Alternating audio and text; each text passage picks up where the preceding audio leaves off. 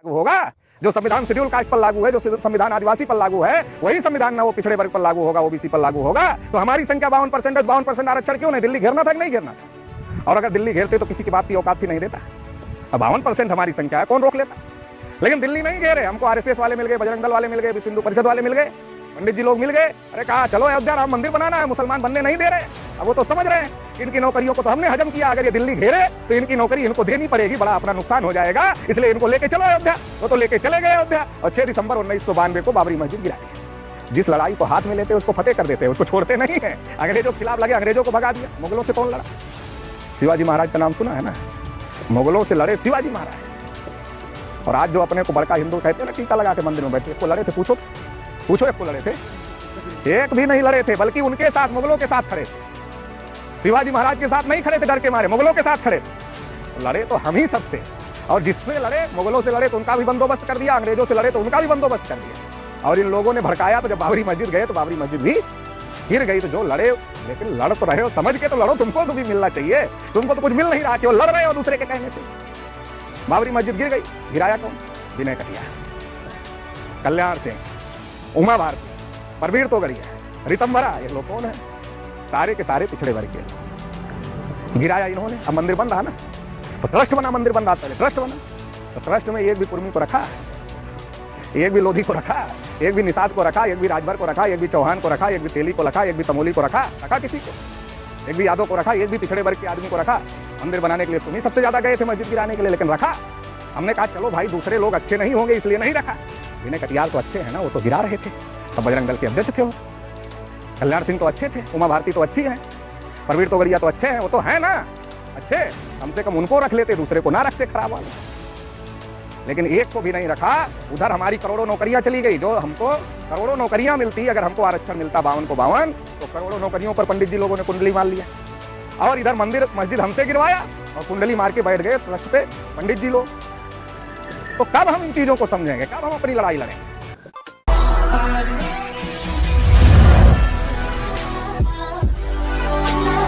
साथियों, बैठिए भैया। काफी देर से बहुत सारी बातें हुई। राष्ट्रीय पिछड़ा वर्ग मोर्चा, जो कि पिछड़े वर्ग के लोगों का मतलब ओबीसी समाज के लोगों का संगठन है, और राष्ट्रीय पिछड़ा वर्ग मोर्चा के माध्यम से हम लोग पूरे देश भर में अभियान चला रहे हैं पिछड़ों को जागृत करने के लिए। क्योंकि आज़ादी के 75 साल हो गए हैं, और 75 साल की आज़ादी में देश में जानवरों की गिनती हुई, कुत्तों की गिनती हुई, हिजड़ों की भी गिनती हुई, मगर पिछड़ों की गिनती नहीं हुई। 74-75 साल में जानवरों की गिनती हुई, मगर पिछड़ों की गिनती नहीं हुई। तो 75 साल में जब पिछड़ों की गिनती नहीं हुई तो पिछड़ों को हिस्सा कहाँ से मिलेगा? भाई जिसकी घर में गिनती है, घर में हिस्सा उसी को लगता है। जिसकी घर में गिनती नहीं, उसका घर में हिस्सा लगेगा? तो जब हम पिछड़े वर्ग के लोगों की 75 साल में गिनती नहीं हुई तो हिस्सा कहां से लगेगा? तो इसलिए आजादी के 75 साल बाद भी इस देश के सभी संस्थानों में पिछड़े वर्ग के लोगों की संख्या ना के बराबर है। पिछड़े वर्ग की संख्या समाज में 52% है। 52% का मतलब होता है कि आधे से भी 2% ज्यादा हमारी आबादी है। 52% का मतलब है कि आधे से 2% ज्यादा हमारी आबादी है। लेकिन ये जो 52% का आंकड़ा है, ये भी 1931 की जनगणना का आंकड़ा है। मतलब 1947 में देश आजाद हुआ, तो उसके पहले जब अंग्रेज देश में थे तो अंग्रेज हर जाति की गिनती करते थे। हर जाति की जाति आधारित अंग्रेज गिनती करते थे। तो उस गिनती के आधार पर जो हमारी आबादी है वो 52%, मतलब कि 52% है। मतलब 50% से 2% ज्यादा है, मतलब आधे से भी 2% ज्यादा है। लेकिन आज़ादी के 75 साल में हमारी गिनती तक नहीं हुई, तो हमें हक हिस्सा मिलने का सवाल तो बहुत दूर तक है। लेकिन गिनती क्यों नहीं हो रही है? क्योंकि हमें पता ही नहीं कि हमारी गिनती नहीं हो रही। पिछड़े वर्ग के लोगों को ये बात का पता ही नहीं है कि हमारी गिनती नहीं हो रही है। हम क्या हैं, हम क्या थे, हमको क्या मिला, क्या मिलना चाहिए और क्या नहीं मिला, इसकी जानकारी अगर हमको नहीं होगी तो हम लड़ेंगे किस बात के लिए, कोशिश किस बात की करेंगे, प्रयास किस बात का करेंगे। पहले हमको तो जानकारी होनी चाहिए कि हमारा हिस्सा कितना है, तब हमको वो हिस्सा मिला कि नहीं मिला। अगर नहीं मिला तो हमको मिलना चाहिए, इसके लिए हम लड़ाई लड़ने का काम करेंगे। तो राष्ट्रीय पिछड़ा वर्ग मोर्चा इसके लिए निकला हुआ है पूरे देश भर में। क्योंकि हो क्या रहा है कि हर लड़ाई में पिछड़े वर्ग के लोग शामिल हैं। जब देश में अंग्रेज थे तब हमारे लोगों को ये बात समझाई गई, ये बात बताई गई कि अंग्रेजों की वजह से तुम्हारी समस्याएं, अगर अंग्रेजों को देश से भगा दो तो तुम्हारी समस्याओं का समाधान हो जाएगा। तो अगर आप आजादी की लड़ाई उठाकर देखो तो सबसे ज्यादा लड़ाई अगर किसी ने लड़ी तो पिछड़े वर्ग के लोगों ने, ओबीसी समाज के लोगों ने लड़ी। और उस लड़ाई में एक बड़ा नाम जो था वो सरदार वल्लभ भाई पटेल का था। गांधी जी ने भी लिखा कि अगर मुझे सरदार नहीं मिले होते तो मैं अंग्रेजों को देश से भगाने में सफल नहीं होता। ये बात गांधी जी को याद था कि अगर मुझे सरदार नहीं मिलते तो अंग्रेजों को देश से भगाने में मैं कामयाब नहीं होता। ये बात गांधी जी को तब तक याद थी जब तक सरदार पटेल मुख्यमंत्री प्रधानमंत्री के दावेदार नहीं थे। जब सरदार पटेल प्रधानमंत्री के दावेदार हो गए और कांग्रेस की जितनी राज्यों में कमेटियां थी, सभी राज्यों के लोगों ने सरदार पटेल के समर्थन में वोट कर दिया, तब गांधी जी को यह बात याद नहीं थी कि सरदार पटेल की वजह से हम अंग्रेजों को भगाने में कामयाब हो रहे हैं। ये बात गांधी जी को तब याद नहीं थी और गांधी जी ने सरदार पटेल को प्रधानमंत्री नहीं बनने दिया, वीटो पावर का इस्तेमाल किया और वीटो पावर का इस्तेमाल करके पंडित जवाहरलाल नेहरू को देश का प्रधानमंत्री बनाया। जेबी कृपलानी ने लिखा है कि मुझे गांधी जी ने कहा कि पर्ची लिख करके दो सरदार को कि सरदार अपना नाम वापस ले लो। मैंने जब पर्ची लिख के सरदार को दिया तो सरदार ने वो पर्ची गांधी जी की तरफ बढ़ा दिया और गांधी जी ने फिर पर्ची कृपलानी साहब की तरफ बढ़ा दिया और कृपलानी साहब ने फिर पटेल साहब की तरफ बढ़ा दिया। पटेल साहब को पता चल गया कि ये गांधी जी की मर्जी से ये पर्ची आई है, बगैर गांधी जी की मर्जी के ये पर्ची नहीं आई है। तो सरदार पटेल को अपना नाम वापस लेना पड़ा। आज जो कश्मीर का मामला खड़ा हुआ है, अगर सरदार पटेल देश के प्रधानमंत्री बने होते तो मामला होता नहीं। जवाहरलाल नेहरू ने, सरदार पटेल ने खंड खंड भारत की जितनी रियासतें थी उनको मिला लिया, चाहे समझा करके मिला लिया, चाहे धमका करके मिला लिया, चाहे जैसे भी मिला लिया, लेकिन उनको मिला लिया और अखंड भारत बना दिया। लेकिन एक कश्मीर जो जवाहरलाल नेहरू ने अपने हाथ में लिया था, उसका विवाद आज तक चल रहा है। तो किस योग्यता में सरदार पटेल से ज्यादा योग्य नेहरू थे? किस बात में सरदार पटेल से ज्यादा योग्य थे? पढ़े लिखे ज्यादा थे। अगर सरदार पटेल, नेहरू बैरिस्टर थे तो सरदार पटेल भी बैरिस्टर थे। उम्र में भी सरदार पटेल ज्यादा थे। और आजादी की लड़ाई में अगर त्याग की बात किया जाए तो उसमें भी सरदार पटेल ज्यादा थे।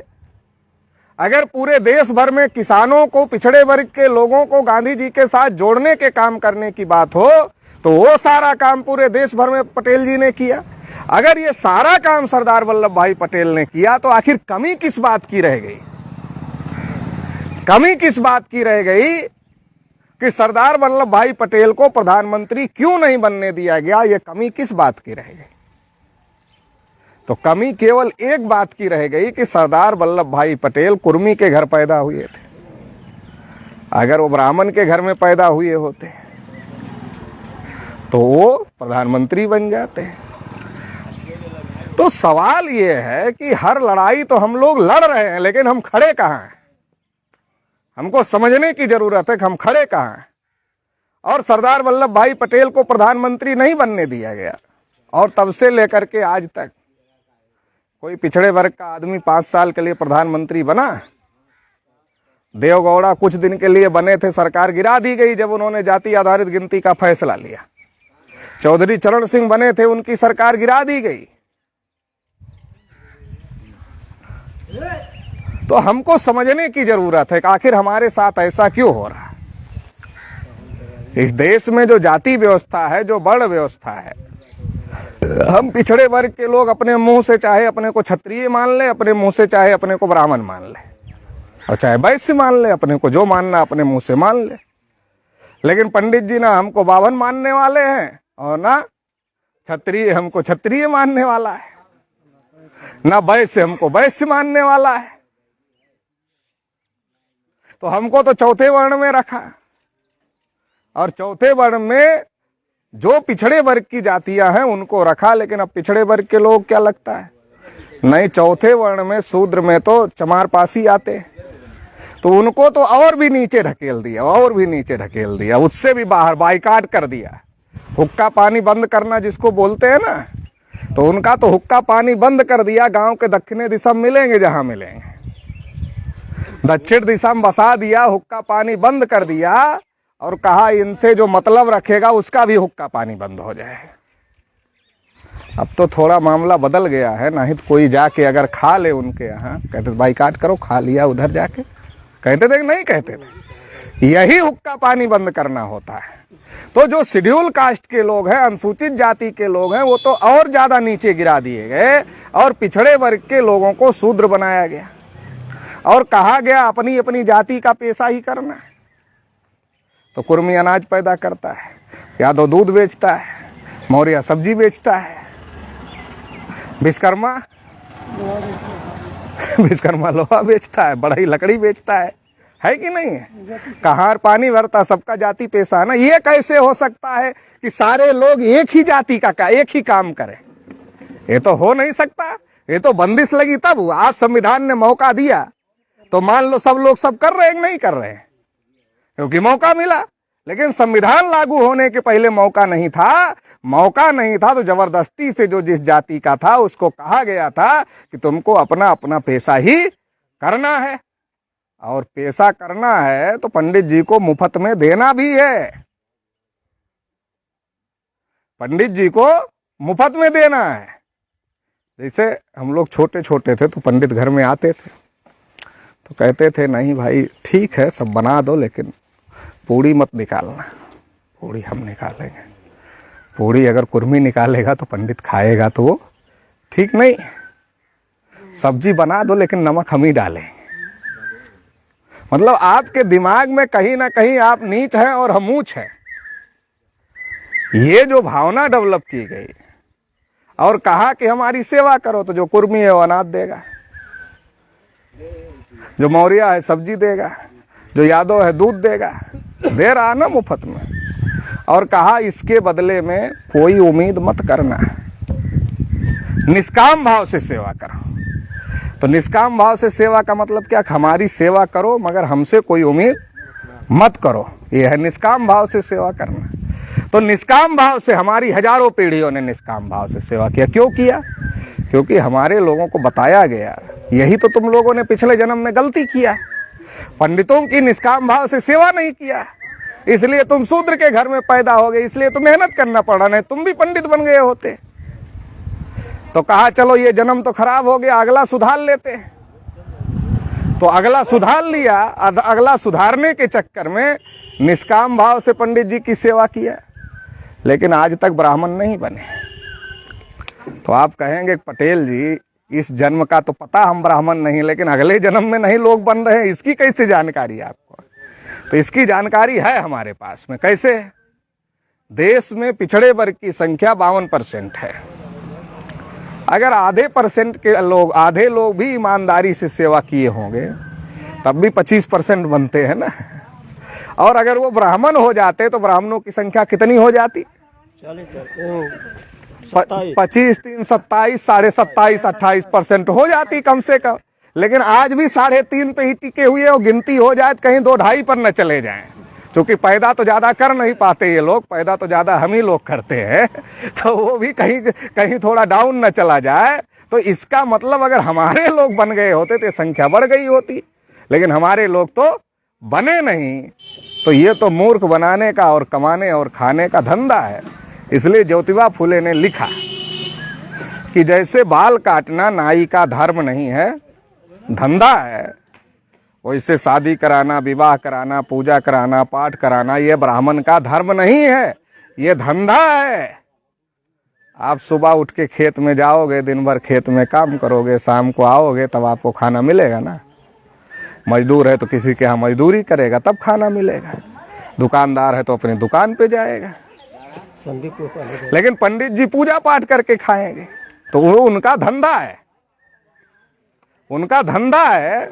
लेकिन उस धंधे को हमको धर्म समझा दिया। तुम हमको दान करो, तुमको मिलेगा। कहाँ मिलेगा? मरने के बाद मिलेगा। जिंदा रहते कुछ नहीं मिलेगा, मरने के बाद मिलेगा। यहाँ का कोई हिसाब किताब नहीं है। मरने के बाद का सारा हिसाब किताब पंडित जी के पास में है, जिसका ना तुमको पता ना उनको पता। और इतने पता होता तो पहले अपना मरने का हिसाब किताब लगा लेते। अपना तो पता नहीं है मरने के हिसाब किताब का, लेकिन आपका हिसाब किताब जरूर लगा रहे। तो ये सारी बातें जो है पहले से चली आ रही है। अब इन चीजों को तोड़ने की जरूरत है और हमको समझने की जरूरत है, क्योंकि अब देश में संविधान लागू है और संविधान में सबको अधिकार मिला हुआ है।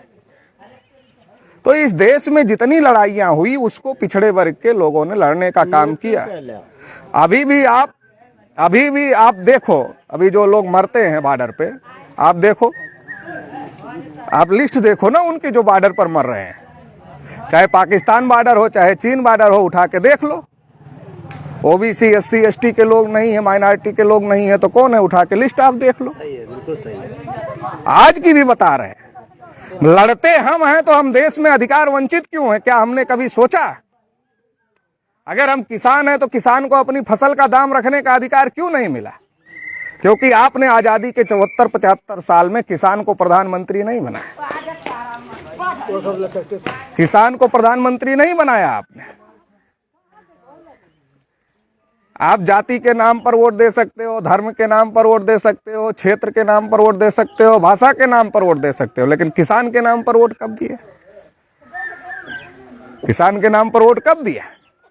और जब किसान के नाम पर वोट नहीं दिया तो ये लड़ाई लड़ेगा कौन वहां जाकर के?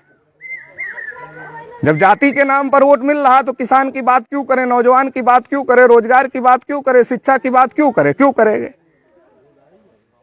बिरादरी के नाम पर ही वोट मिल जा रहा। बिरादरी चाहे भाजपा में जाए तो वोट दे देंगे, बिरादरी चाहे सपा में जाए तो वोट दे देंगे, बिरादरी चाहे जिधर जाए उधर वोट दे देंगे।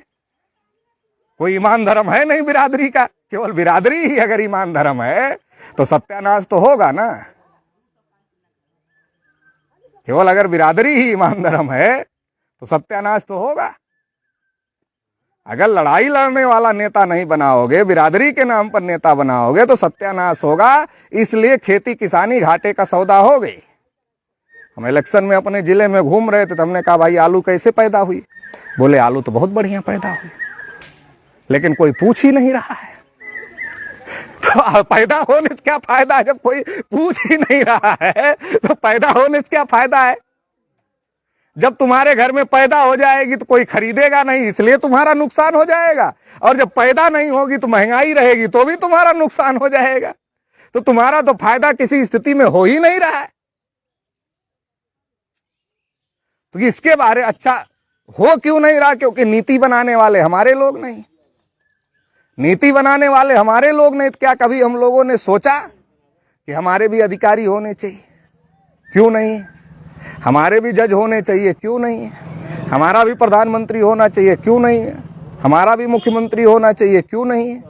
क्या कभी हमने सोचा? और जब हमने नहीं सोचा तो कैसे बनेगा?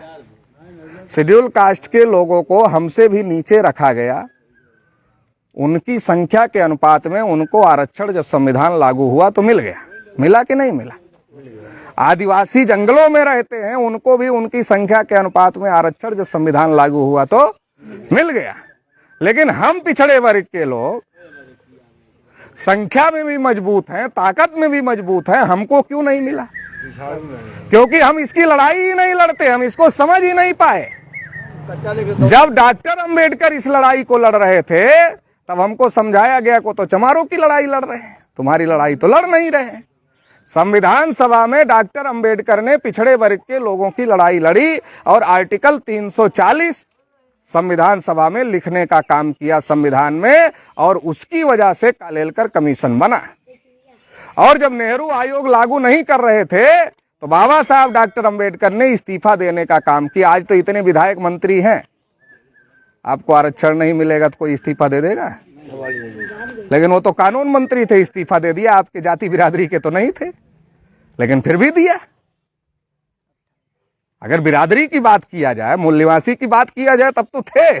लेकिन जिस बिरादरी की सोच हम आप रखते हैं, अगर उस बिरादरी की बात किया जाए तब तो नहीं थे, लेकिन इस्तीफा देने का काम किया। और इसलिए नेहरू को आयोग बनाना पड़ा। लेकिन नेहरू ने आयोग की रिपोर्ट लागू नहीं किया। नेहरू को हम लोग नेता मानते, लेकिन नेहरू ने लागू नहीं किया। और जिस अंबेडकर ने लड़ाई लड़ी उसको हमारे दिमाग में क्या भर दिया गया? अरे ये तो चमारों के लिए काम किया। भर दिया गया कि नहीं भर दिया गया? तो उनकी वजह से जो आज 27% आरक्षण मिल रहा है ओबीसी को, वो भी उनकी वजह से मिल रहा है। मंडल कमीशन बना 16 नवंबर 1992 को मंडल कमीशन का फैसला आया। क्या फैसला आया? 52% को केवल 27% आरक्षण मिलेगा। जिसको 52 रोटी की भूख है उसको 27 रोटी खिलाई जाएगी, मतलब कुपोषित बना के रखा जाएगा। और 52% में भी क्रीमी, 27 में भी क्रीमी लेयर लगा दिया। क्रीमी लेयर का मतलब है जिसके पास दांत है उसको चना नहीं मिलेगा, और जिसके पास दांत ही नहीं है उसको चना दिखाया जाएगा, क्योंकि वो चना खा नहीं सकता। जो ओबीसी के पास इतना पैसा है को अपने बच्चे को कोटा भेज दे तैयारी के लिए, तो क्रीमी लेयर में आ गया।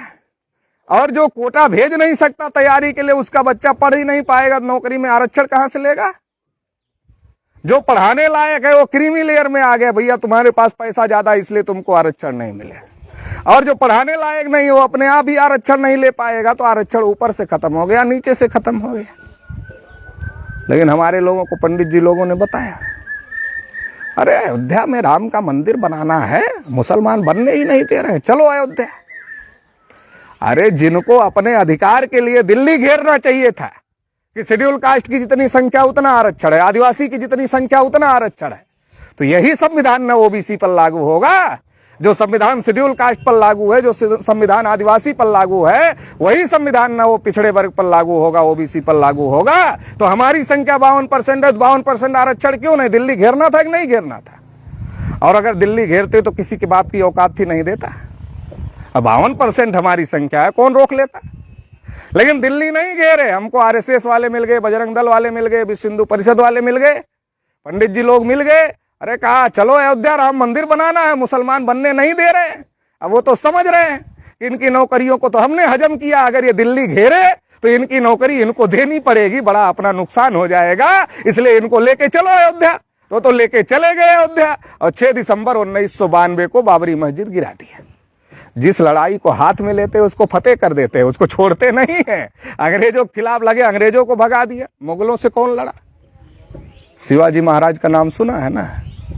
मुगलों से लड़े शिवाजी महाराज। और आज जो अपने को बड़का हिंदू कहते हैं ना, टीका लगा के मंदिर में बैठते, एक को लड़े थे? पूछो तो, पूछो एक को लड़े थे? एक भी नहीं लड़े थे, बल्कि उनके साथ, मुगलों के साथ खड़े थे। शिवाजी महाराज के साथ नहीं खड़े थे डर के मारे, मुगलों के साथ खड़े थे। तो लड़े तो हम ही सबसे। और जिसके लड़े, मुगलों से लड़े तो उनका भी बंदोबस्त कर दिया, अंग्रेजों से लड़े तो उनका भी बंदोबस्त कर दिया। और इन लोगों ने भड़काया, तो जब बाबरी मस्जिद गए तो बाबरी मस्जिद भी गिर गई। तो जो लड़े, लेकिन लड़ तो रहे हो, समझ के तो लड़ो, तुमको तो भी मिलना चाहिए। तुमको तो कुछ मिल नहीं रहा, केवल लड़ रहे हो दूसरे के कहने से। बाबरी मस्जिद गिर गई। गिराया कौन?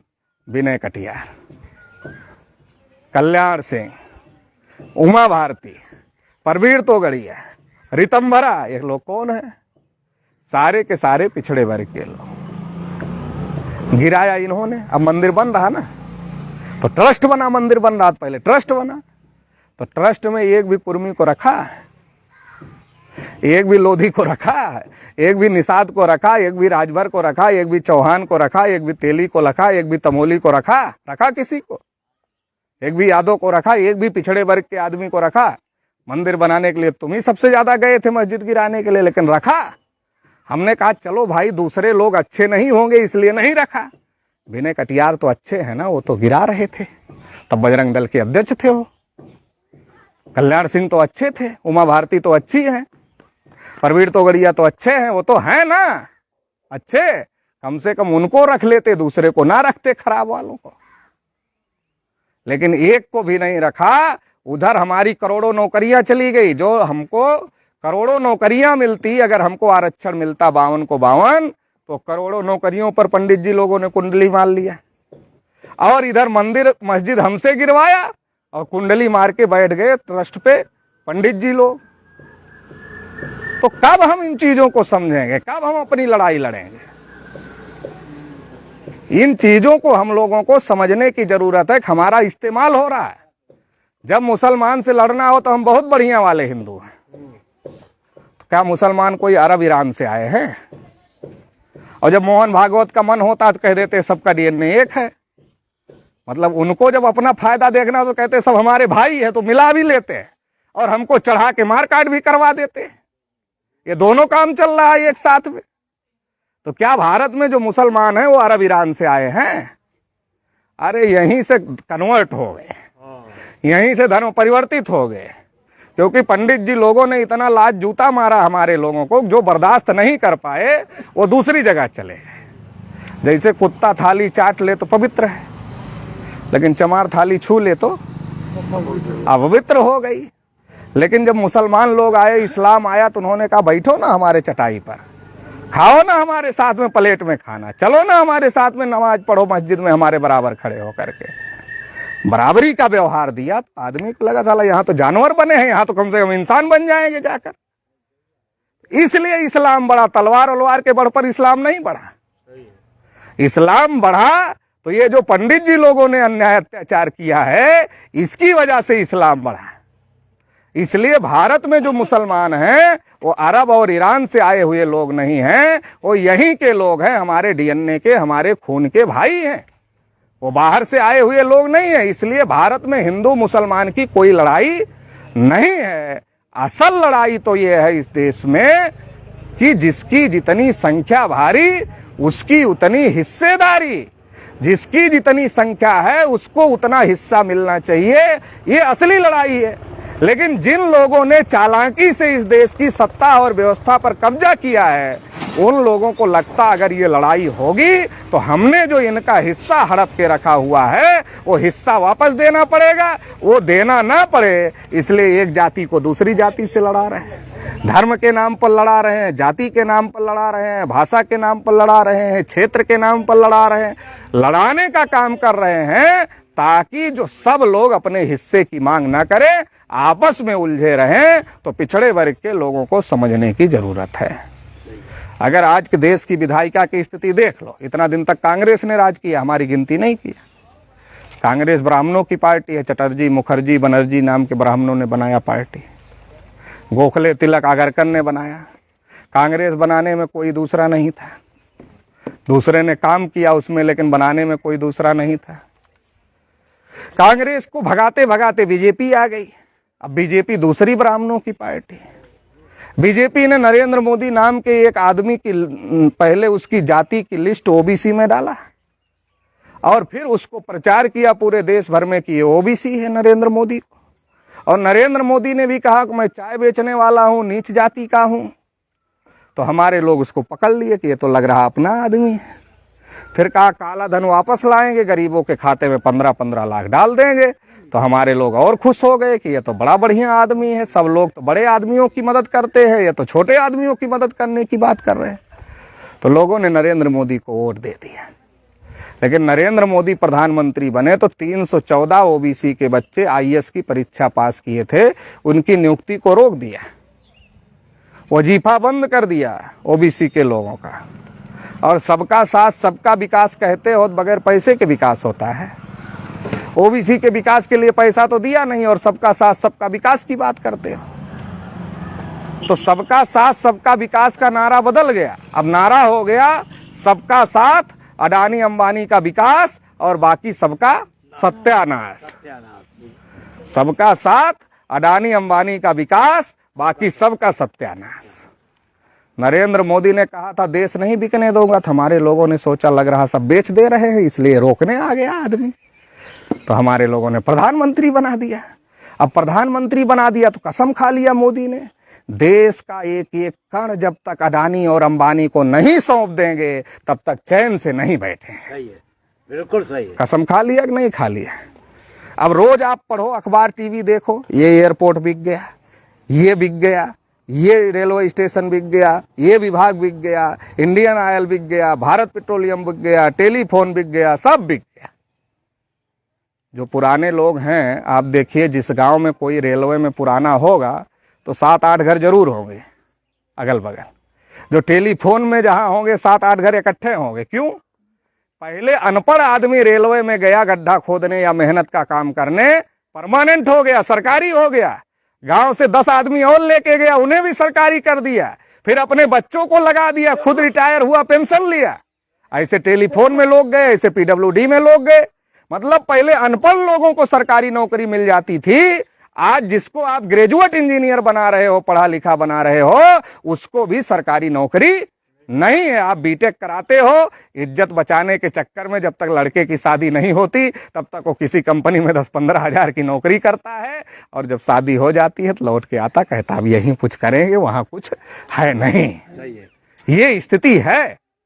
तो हमको समझने की जरूरत है, देश जा कहां रहा है, हम जा कहां रहे हैं, इसको समझने की जरूरत है। ये देश अडानी और अंबानी को गिरोई रखने की तैयारी चल रही है, और इस देश में सारे लोगों को शिक्षा से वंचित किया जा रहा। प्राइमरी स्कूल उठा के देख लो, किताब भूल जाएगा, कटोरा नहीं भूलेगा बच्चा।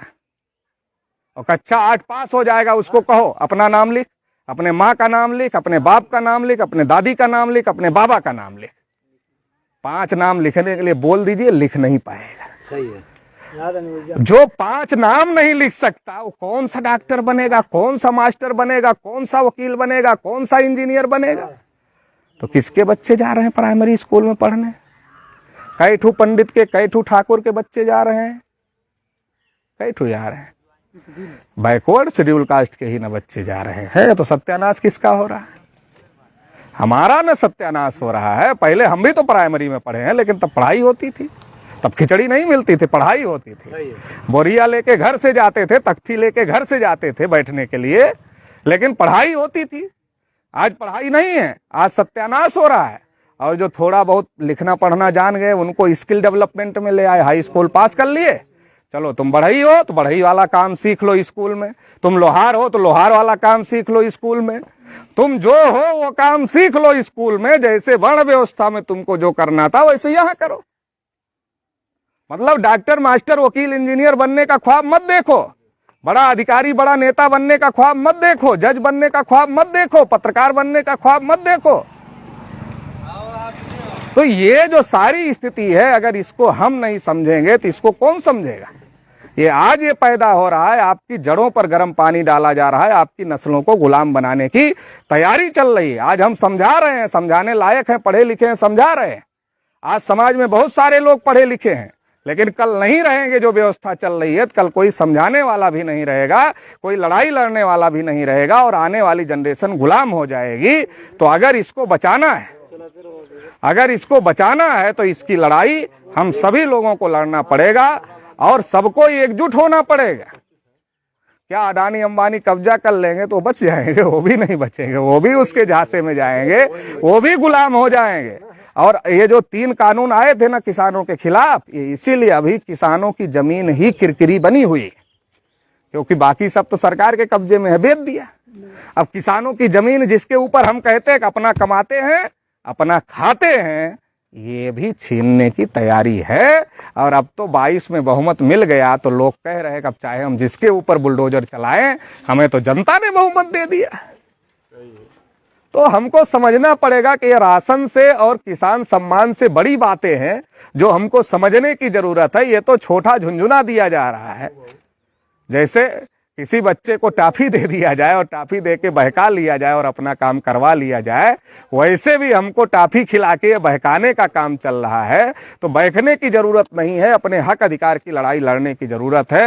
राष्ट्रीय परिवर्तन मोर्चा, राष्ट्रीय पिछड़ा वर्ग मोर्चा इस लड़ाई को लड़ रहा है। 22 तारीख को हम लोगों ने पूरे देश भर में धरना प्रदर्शन किया, और अभी 18 तारीख को रैली प्रदर्शन पूरे देश भर में करेंगे तमाम मुद्दों को लेकर के। ईवीएम में भी बहुत बड़ा घोटाला हो रहा है, उसके लिए भी कर रहे हैं। और 25 मई को भारत बंद भी करने जा रहे हैं। ये परिवर्तन यात्रा तो समझाने के लिए चल रही, क्योंकि समझाएंगे नहीं तो आंदोलन में आएगा कौन, समझाना पड़ेगा। उनकी बात तो टीवी अखबार वाले समझा रहे हैं, क्योंकि टीवी अखबार में वही लोग बैठे हैं, तो घर घर समझा रहे हैं, तो हमें तो आके समझाना पड़ेगा ना लोगों के साथ में। तो इसलिए हम घूम रहे हैं हर जिले में कि लोगों को समझाया जाए और आंदोलन कर रहे हैं ताकि हमारे लोग सड़क पे आए, इन चीजों का विरोध करें ताकि इस लड़ाई को मजबूत किया जा सके। तो साथियों, इस लड़ाई में आप लोग साथ सहयोग देंगे, इतना इस मौके पर कहना चाहता हूं। आप सभी लोगों ने मुझे सुना, इसके लिए आभार, धन्यवाद। जय मूल्यवान।